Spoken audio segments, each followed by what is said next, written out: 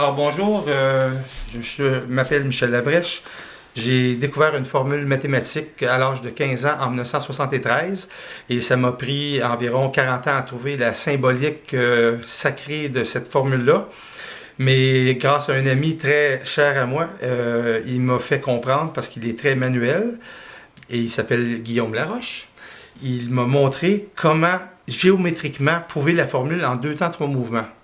Alors, comme vous savez, vous avez probablement écouté l'autre capsule, j'ai écrit que n'importe quel chiffre qui sont croisés ensemble, et ça marche avec des chiffres qui sont entiers, des décimales, des variables, le nombre pi, ça marche avec n'importe quoi. Donc, on a d'un côté A fois B, comme vous voyez sur le tableau qui va suivre, est égal à A plus B sur 2 au carré, moins B, moins A sur 2 au carré.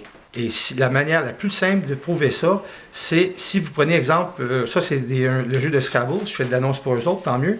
Alors j'ai tourné des petites plaquettes de côté pour qu'il n'y ait pas de lettres, pour que ça soit encore plus facile. Donc ici on a quoi? On a de façon mélangée 8 petits carrés. Alors si on fait exemple ceci et qu'on les aligne ensemble, nous allons avoir ici donc 2 rangées de 4. Alors, tout le monde va être d'accord avec moi que là, ici, on a l'équivalent de 2 fois 4. Alors, si on veut faire une démonstration de ma formule, donc 2 fois 4 est égal à 3 au carré, qui est 9, moins 4 moins 2 sur 2, ça fait 2 sur 2, donc ça fait 1, au carré, ça fait 1. Donc, 2 fois 4 ou 4 fois 2 est égal à 9 moins 1, qui fait 8. Alors, ça se prouve très facilement. Alors ici, on a 8 unités.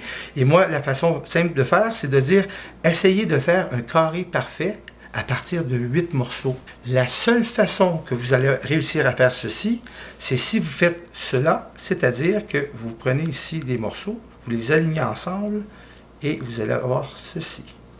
Alors ça, c'est la manière géographique de montrer que si vous faites exemple, voilà, c'est aligné. Si vous faites 2 fois 4, c'est équivalent à 3 au carré, parce que si on en avait un ici, ça serait 3 au carré, mais là, c'est moins 1. Alors, si vous faites le même exercice, exemple, avec 5 fois 7, vous allez avoir 35 petits morceaux comme ça, puis la seule façon de faire un carré parfait, c'est de les aligner ensemble, et il en manquera toujours un dans le milieu. Donc, 5 fois 7, c'est 36 moins 1, et de plus en plus.